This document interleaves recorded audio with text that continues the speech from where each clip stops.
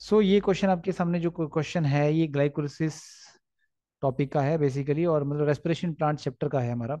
तो इसमें पूछा गया है कि how many PGL are produce by glycolysis of 3 molecules of glucose. आपसे पूछा गया है कि कितने मॉलिक्यूल पीजीएल के प्रोड्यूस होते हैं 3 मॉलिक्यूल जब ग्लूकोज के टूटते हैं रेस्पिरेशन के दौरान, ग्लाइकोलिसिस में। How many ATP are released by respiration of these PGL till the formation of O2 and water. मतलब रेस्पिरेशन के एंड में जब O2 और वाटर बनते हैं, ठीक है, till the formation of CO2, sorry CO2 and water, ठीक है। तो अगर आप ध्यान से यहाँ देखें, इस क्वेश्चन को ध्यान से यहाँ पे अगर आप ऑब्जर्व करें, तो ऑप्शन में आपको ये दिया है 4 पीजीएल। तो सबसे पहले तो हमें बेसिक कंसेप्ट पता होना चाहिए ग्लाइकोलिसिस के बारे में। एनसीईआरटी में जो ग्लूकोज दिया है, देखो, जब एक ग्लूकोज का मॉलिक्यूल ऑक्सीजन की प्रेजेंस में टूटता है, और ग्लाइकोलिसिस में जब ग्लाइकोलिसिस होती है तो एक ग्लूकोज का मॉलिक्यूल जब टूटता है, ग्लाइकोलिसिस तो खैर कॉमन स्टेप है एरोबिक और एनारोबिक रेस्पिरेशन में।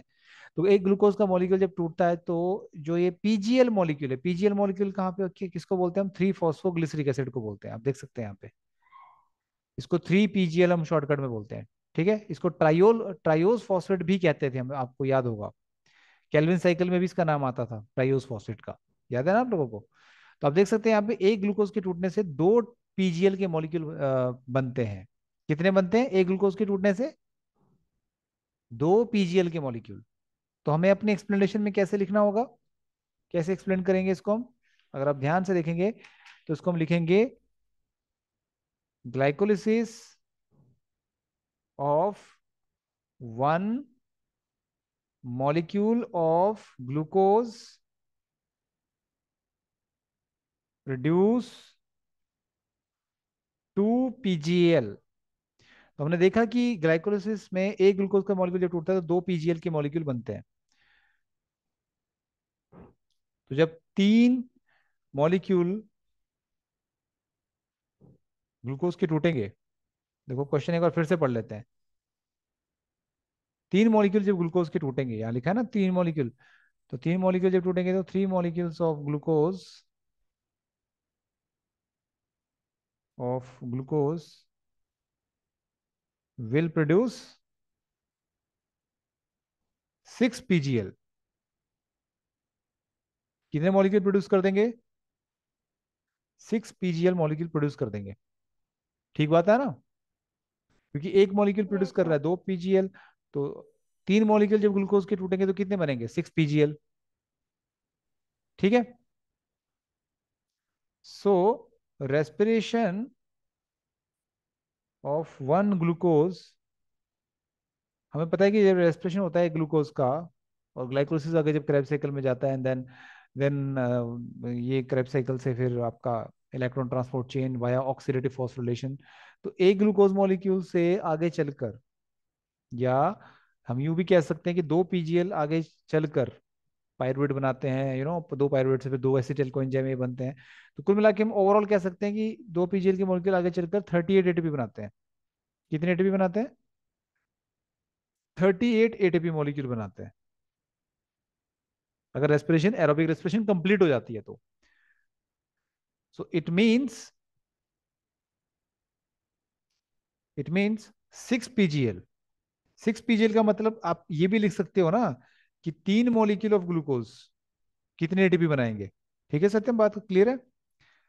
6 पीजीएल हाँ का जी मतलब सर। है 3 मॉलिक्यूल ऑफ ग्लूकोज। क्योंकि 6 पीजीएल मॉलिक्यूल कैसे प्रोड्यूस होते हैं? 3 मॉलिक्यूल ऑफ ग्लूकोज के टूटने से। बात क्लियर है? So three yes sir. Molecule of glucose 3 molecule of glucose will produce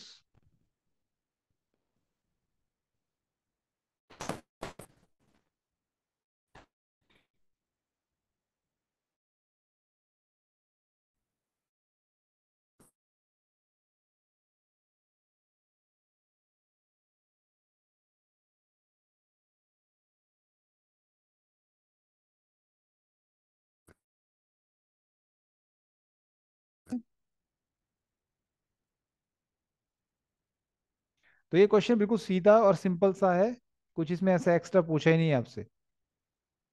clear है बात? तो अगर हम ऑप्शन को यस देखें, सर। 6 PGL मॉलिक्यूल बन रहे हैं यहाँ पर, प्लस 114 ATP बन रहे हैं, तो ये ऑप्शन हमारा सही है, option C is the correct answer.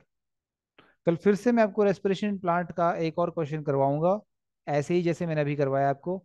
एक और क्वेश्चन लेके आपके सामने कल मैं हाजिर हो जाऊंगा। Is that clear? Yes sir. Yes sir. हाँ, तो इसको आप नोट कर लीजिएगा। यूट्यूब पे भी ये क्वेश्चन शेयर होगा और आप इसको वहां से नोट कर लीजिएगा। ठीक है, बाद में आप नोट कर सकते हैं, बहुत इंपॉर्टेंट क्वेश्चन है, कंसेप्ट क्लियरिंग क्वेश्चन है, कंसेप्चुअल क्वेश्चन है, ये बहुत अच्छा क्वेश्चन है, तो इसको आप नोट जरूर कीजिएगा और शेयर भी कीजिएगा इसको। ठीक है, थैंक यू वेरी मच।